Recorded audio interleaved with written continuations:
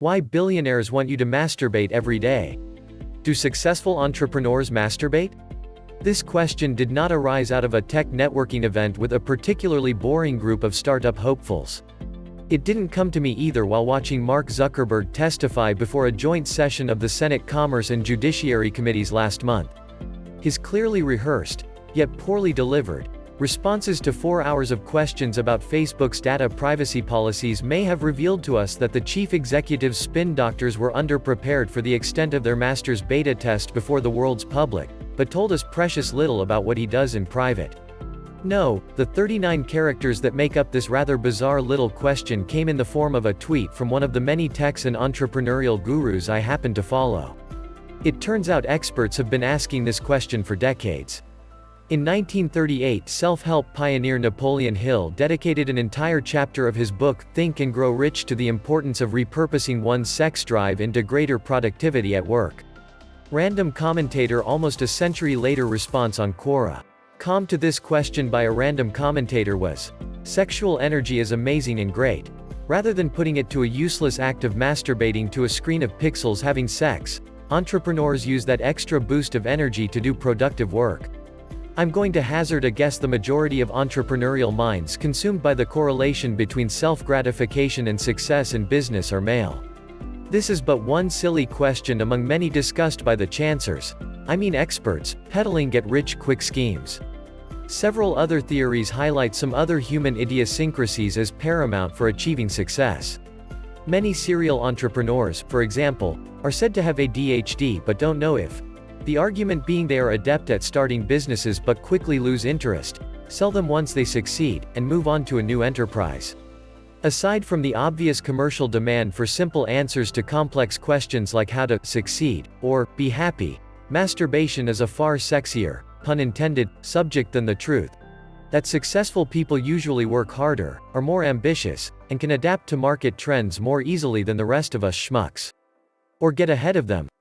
While the rest of the world is still asking if they'd even trust a driverless car, rideshare leaders Uber are claiming they'll be ready to test flying taxis by 2020.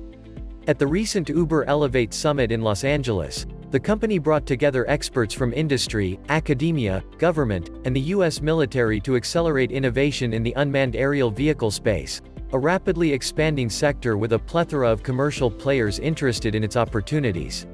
That's right. Uber wants its flying taxis to be unmanned.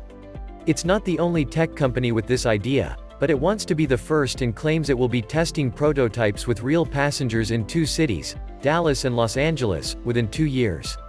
Thinking ahead notwithstanding all the questions around the legality, safety, or regulation of urban flying taxis, the successful entrepreneurs behind Uber are thinking ahead, which is difficult to do if your focus is elsewhere. Entrepreneur and investor Tim Ferriss, the author of The 4-Hour Workweek, advocates NOBNOM, no booze, no masturbation.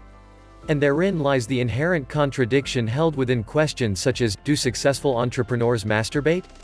They're a distraction. And anything that distracts us from succeeding, be it alcohol, TV, masturbation, the joy of cooking, watching paint dry, is technically holding us back from achieving our goals. But relieving stress is also an important part of being successful and happy. At this point, sparks are flying out of this reporter's head. It's all a lot of contradictory nonsense. Most self-help advice, particularly when it comes to succeeding in business, is in itself a form of masturbation. If you want to excel in your career, it might be time for some self-loving, if the results of a new survey are anything to go by. The survey by Univia has revealed that people who regularly masturbate are more likely to be managers at work. In the survey, 1,012 people were asked about their masturbation habits, as well as their job. The results revealed that people who masturbate at least once a week are more likely to excel in almost every way in the workplace. Univ explained. They were more likely to be employed, more likely to hold management positions, and more likely to earn higher salaries. Delving deeper into the results, the researchers found that infrequent masturbators earned an average salary of $44,006, £35,876, while those who masturbated once a week earned $47,076, £38,381, on average. Meanwhile, regular masturbators were 8% more likely to ask for a raise. While the reason for this link remains unclear, the researchers suggest that masturbating could help to improve your self-confidence. They explained, the boost in self-confidence that masturbation was previously shown to cause may be one major contributor to higher paychecks, for it can take a certain amount of confidence and bravery to ask your boss for a raise. In other words, masturbation may be correlating with the self-confidence boost needed to ask your supervisor to pay for what you deserve.